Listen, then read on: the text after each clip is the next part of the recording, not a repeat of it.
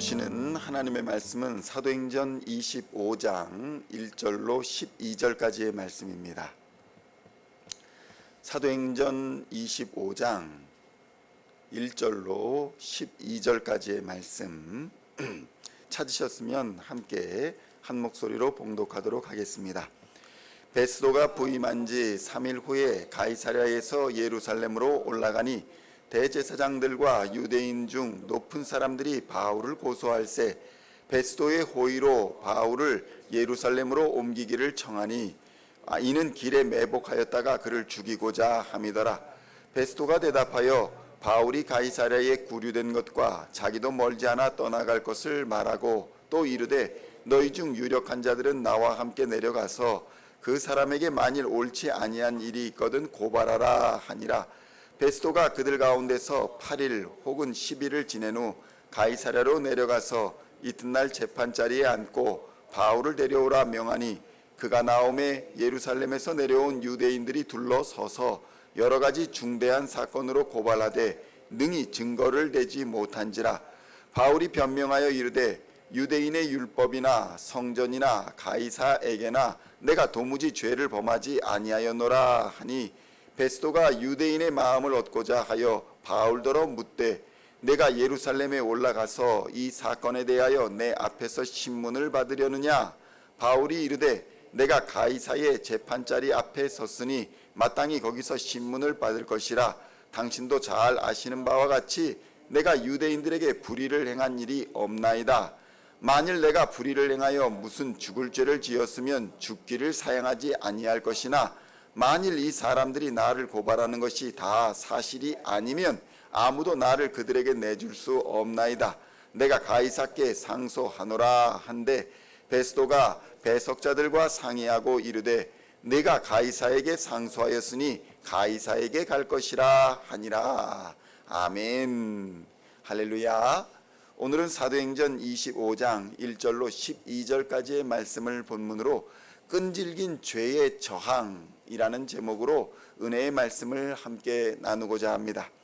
성도 여러분, 죄는 하나님의 은혜를 또 하나님의 역사를 보고 듣고 알게 되어도 끈질기게 저항하는 습성을 가지고 있습니다. 이런 죄의 습성을 그대로 보여준 사람들이 바로 유대인들입니다. 유대인들은 본문에서 2년 전의 일을 그대로 다시 끄집어내서 새로 부임한 총독 베스도에게 다시 고발하는 모습을 보여줍니다. 성도 여러분, 우리의 삶에도 이런 죄악의 모습이 그대로 남아있지 않은가 돌아보아야 합니다. 이런 죄악의 습관이 그대로 살아서 오늘날도 우리에게 영향을 미치고 있는 경우가 얼마나 많은지 모릅니다. 내 입을 조심하고 생각을 조심하고 마음을 조심하려고 해도 필터가 없이 그대로 튀어나오는 조급하고 정제되지 않은 우리의 말과 행동이 교회를 어지럽히기도 하고 가정을 어지럽히기도 하고 이웃을 어렵게 하며 나 자신을 어렵게 한다는 사실을 미처 깨닫지 못하는 것입니다. 2년 전의 일을 들추어서 고발하는 유대인의 모습과 같은 것이 내게는 아직 남아있지 않은가 돌아보아야 하는 것입니다. 그런데 이런 죄악의 영향을 받아서 끈질기게 저항하는 유대인들, 그들을 대하는 바울의 태도는 어떠했을까요? 첫째로 바울은 내가 하나님과 사람 앞에 항상 거리낌 없이 행동하기를 힘썼다, 이렇게 주장합니다. 성도 여러분, 양심의 거리낌이 없이 행동하는 사람들은 무슨 일에든지 쉽게 동요하지를 않습니다. 교회에는 여러 가지 말들이 넘쳐납니다. 교회를 흔들려고 하는 말들이 넘쳐나고 중상모략하는 말들도 있습니다.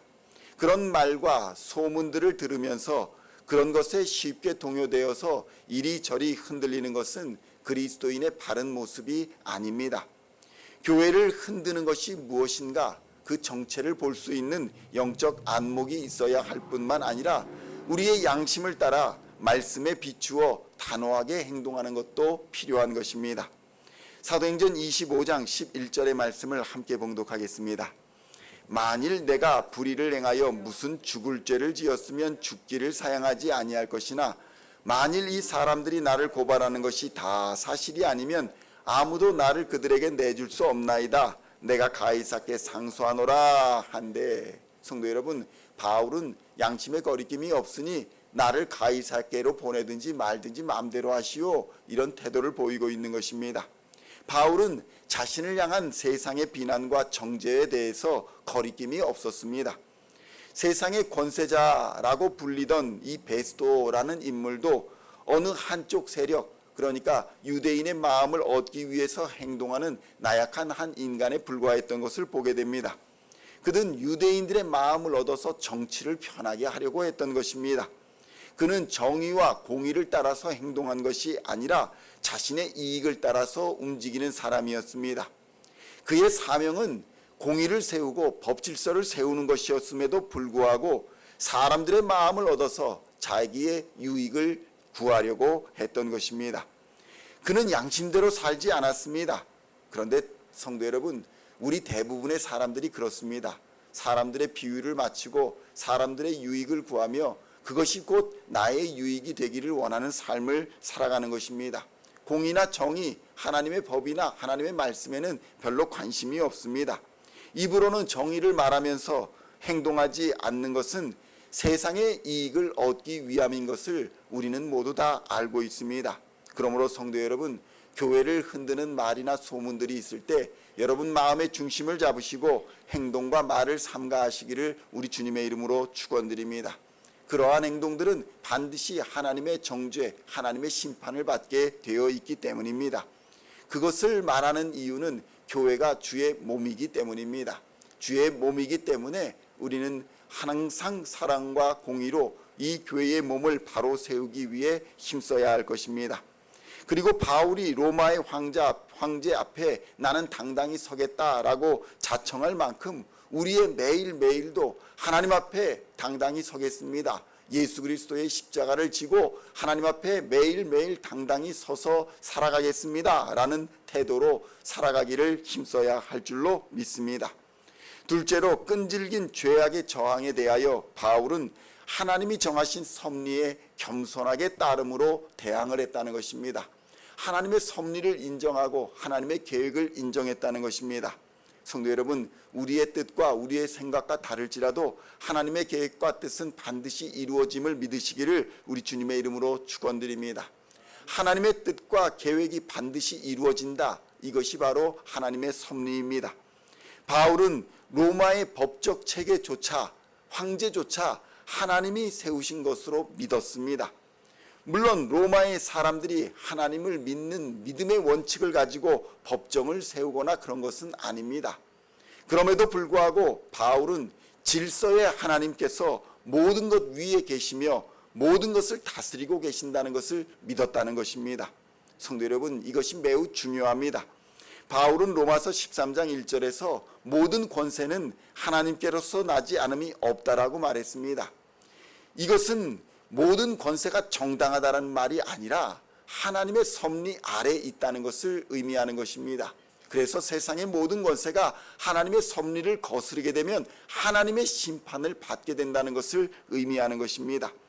이 말씀에서 중요한 것은 그러니까 세상 권세에 굴복하라가 아닙니다. 모든 권세가 하나님께로서 났다는 것입니다. 하나님이 다스리고 주관하심을 믿으시기를 우리 주님의 이름으로 축원드립니다. 그래서 지도자들, 특히 목사나 장로를 비롯한 교회의 지도자들은 말을 조심해야 하는 것입니다. 그 말로 인해서 교회를 분열시킬 수도 있고 그 일로 인해서 하나님의 심판을 받게 되기 때문입니다. 하나님께서 모든 것을 다스리시고 주관하신다. 이 말씀은 그러므로 우리가 모든 것을 하지 않아도 된다. 우리는 그냥 가만히 있어도 된다라는 말이 아닙니다. 하나님의 섭리와 하나님의 다스림을 믿기 때문에 그의 종된 우리가 믿음으로 겸손히 하나님의 뜻을 따라 성실하게 사명을 감당해야 한다는 의미인 것입니다. 그래서 양심의 거리낌이 없다라는 말은 도덕적 양심을 넘어서 하나님 앞에서의 겸손한 삶을 의미하는 것입니다. 그래서 이것을 오해하게 되면 양심에 나는 거리낌이 없기 때문에 내 마음에 있는 것을 다 말할 거야, 이런 잘못된 태도를 보이게 됩니다. 마음속에 있는 쓰레기 같은 생각들을 거침없이 쏟아버리는 잘못을 범하게 된다는 것입니다. 성도 여러분, 하나님의 말씀의 필터로 걸러지지 않은 생각은 쓰레기에 불과하다는 것을 우리는 기억해야 합니다. 세상의 법은 육신의 문제를 해결해 줄 수 있을지는 몰라도 우리의 영적인 문제는 절대 해결해 주지 못합니다. 세상 법정의 최고 권위자인 로마 황제도 영적인 문제는 해결해 주지 못합니다. 성도 여러분, 우리 인간은 언제나 끈질긴 죄의 저항에 직면해 있습니다. 죄는 끈질기게 그리스도인을 물고 늘어집니다. 바른 길을 행하려고 할 때, 하나님의 뜻을 따라 행하려고 할 때에 우리의 발목을 붙잡고 늘어집니다. 그러나 그 모든 것을 하나님이 아시고 그 모든 악하고 끈질긴 죄의 저항도 하나님께서 다스리고 계신다는 사실을 우리는 믿어야 합니다. 그리고 우리는 담대하게 하나님께서 우리에게 맡기신 사명에 집중하며 그 사명을 감당해야 하는 것입니다. 하나님을 사랑하는 예배자로서, 이웃을 사랑하는 전도자로서 하나님의 다스림을 인정하는 하루를 살아내심으로 죄악의 끈질긴 저항을 이겨 승리하는 우리 시온의 성도님들 다 되시기를 우리 주 예수님의 이름으로 간절히 축원드립니다. 기도하시겠습니다. 하나님 아버지, 감사합니다. 오늘도 우리는 죄악의 저항에 직면합니다. 그럼에도 불구하고 우리가 담담하고 담대할 수 있는 한 가지 이유는 모든 것을 다스리시는 우리 하나님께서 우리의 아버지가 되심을 믿기 때문입니다.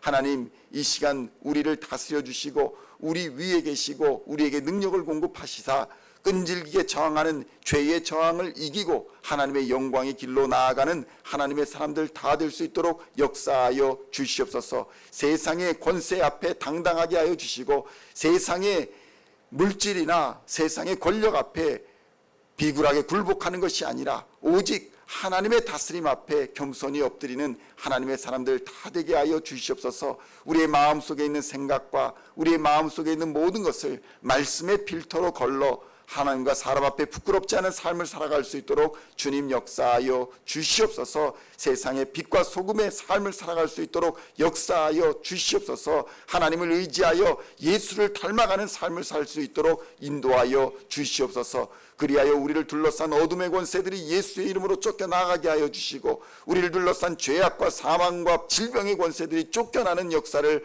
허락하여 주시옵소서. 오늘도 예수로 말미암아 믿음의 담대한 승리로 인도하여 주실 우리 하나님을 기대하오며 우리를 구원하신 우리 주 예수 그리스도의 이름으로 간절히 기도하옵나이다. 아멘.